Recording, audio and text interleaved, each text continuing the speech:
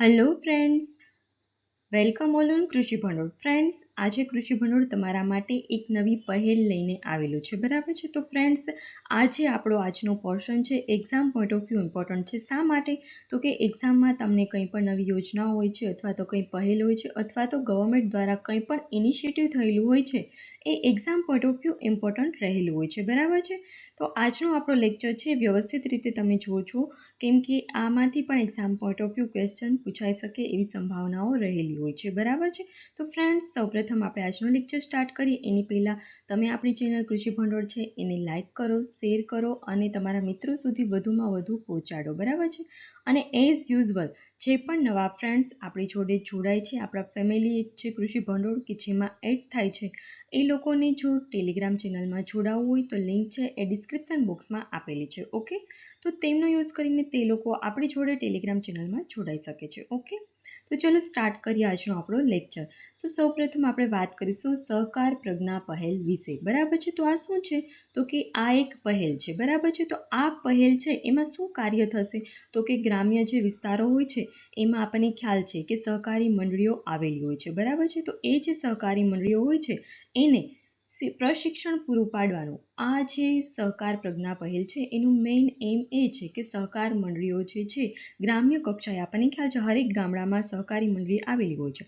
તો એ જે સહકારી મંડળી હોય છે એને પ્રશિક્ષણ પૂરું પાડવાનું આ જે પહેલ છે એના અંતર્ગત કાર્ય કરવામાં આવે છે, બરાબર છે. તો મેં તમને હાઇલાઇટ જે પણ આપણી પહેલની છે એ આપી દીધી છે. હવે આપણે ડિટેલ્સમાં એના વિશેની ચર્ચા કરીએ. ઓકે, તો ફ્રેન્ડ્સ, આ જે સહકાર પ્રજ્ઞા પહેલ છે એ સૌપ્રથમ તો આપણા જે કેન્દ્રીય કૃષિ મંત્રી હતા 2020માં તેમણે લોન્ચ કરેલી છે, બરાબર છે.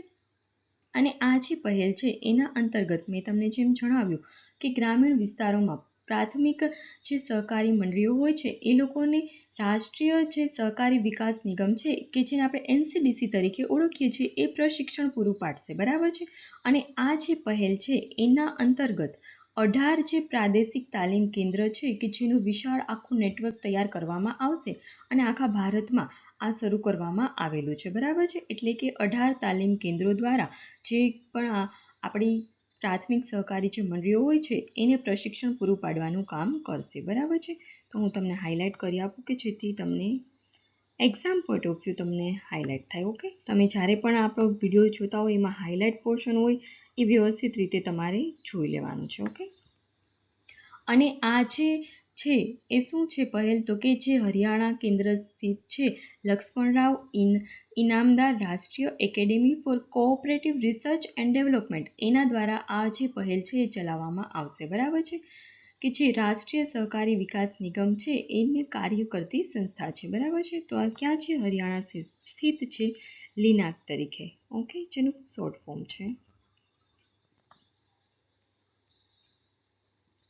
હરિયાણા સ્થિત આ જે સંસ્થા છે કે જે Laxmanrao Inamdar Rashtriya academy for cooperative research and development કે જે સંપૂર્ણ ભંડોળ હોય છે એ રાષ્ટ્રીય સહકારી વિકાસ નિગમ છે એના દ્વારા પૂરું પાડવામાં આવશે, બરાબર છે.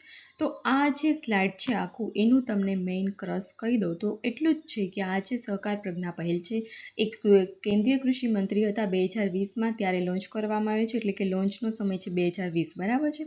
અને આ યોજના છે એનું મેઇન એમ શું છે? તો કે જે ગામડામાં આપણને ખ્યાલ છે સહકારી મંડળીઓ રહેલી હોય છે, તો એ સહકારી મંડળીઓ હોય છે એ લોકોને પ્રશિક્ષણ પૂરું પાડવાનું, બરાબર છે. તો કોઈ પણ સહકારી મંડળી છે એને પ્રશિક્ષણ પૂરું પાડવાનું એ આ યોજના છે એનું મેઇન કામ છે, બરાબર છે. તો એ માટે કોણ એને પૂરું પાડશે?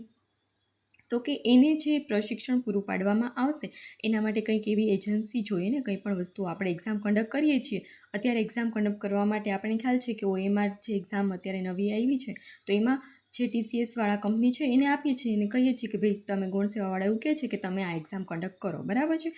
તો સેમ એવી જ રીતે આ જે પહેલ છે તો બધાને આપણે એજ્યુકેટેડ કરવાનું છે. જે પ્રાથમિક સહકારી મંડળીઓ હોય છે એને પ્રશિક્ષણ આપવાનું છે, બરાબર છે. તો એ પ્રશિક્ષણ આપવા માટે કોણ કાર્યરત છે, કોણ કાર્ય કરશે? તો કે હરિયાણા સ્થિત છે લિનાક તરીકે ઓળખાય છે કે જે Laxmanrao Inamdar Rashtriya academy for cooperative research and development, બરાબર છે. અને આને ફંડ કોણ આપશે? આ જે લિનાક છે એને ફંડ આપશે NCDC, બરાબર છે. આટલું સિમ્પલ અને શોર્ટ છે, બસ. ચલો આપણે નેક્સ્ટ. અને આ જે સહકાર પ્રજ્ઞા પહેલ છે એની મુખ્ય વિશેષતાઓ શું છે? તો કે આ પહેલ છે એના અંતર્ગત 45 શિક્ષણ મોડ્યુલ છે, પ્રશિક્ષણ મોડ્યુલ કે જે તૈયાર કરવામાં આવશે, બરાબર છે.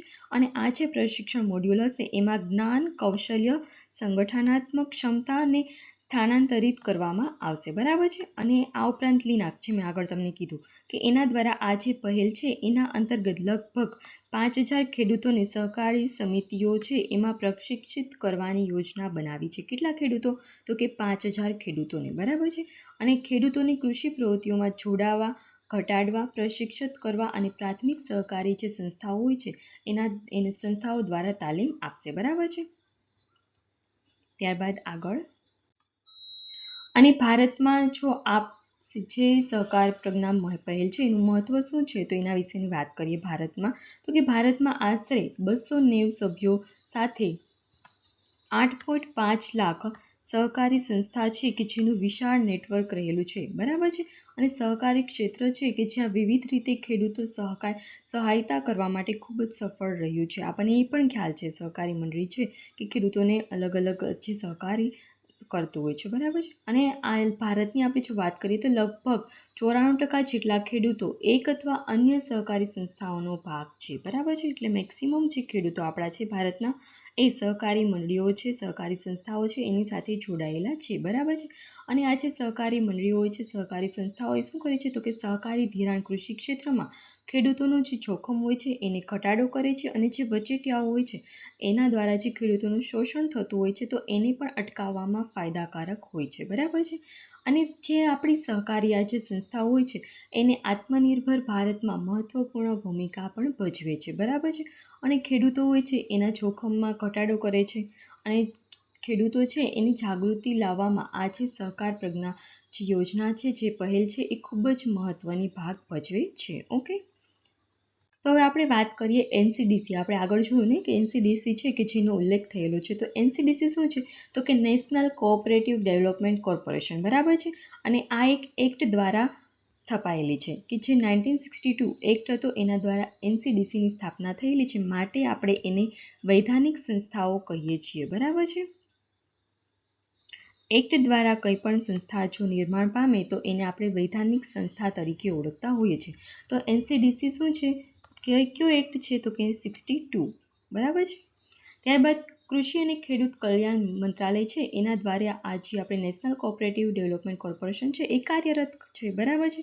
અને આ જે એનસીડીસી છે એનો મુખ્ય ઉદ્દેશ્ય શું છે તો કે કૃષિ પેદાશો છે, ખાદ્ય પેદાશો હોય છે કે ઔદ્યોગિક કંઈ પણ માલ હોય છે, પશુધન હોય છે, એનું જ કંઈ પશુધન છે અથવા તો પશુધન અથવા તો બીજી કંઈ ખેત પેદાશો છે એનું ઉત્પાદન કરવાનું, માર્કેટિંગ કરવાનું, સંગ્રહ કરવાનું, નિકાસ કરવાનું કે આયાત માટેનું કંઈ પણ કાર્યક્રમ હોય છે એનું આયોજન કરવાનું અને એ જે આયોજન હોય છે એને સફળતાપૂર્વક એ પાર પડે એ યોજના બનાવવાનું કામ એનસીડીસી કરતું હોય છે, બરાબર છે. અને આનું મુખ્યાલય ક્યાં આવેલું છે એનસીડીસીનું તો કે દિલ્હી ખાતે આવેલું છે, બરાબર છે. ત્યારબાદ આપણે વાત કરીએ કે એનસીડીસી છે એની મુખ્ય શું છે, બીજી યોજનાઓ કઈ છે તો કે સહકાર 22, સહકાર મિત્ર, યુવા સહકાર અને આયુષ્યમાન સહકાર.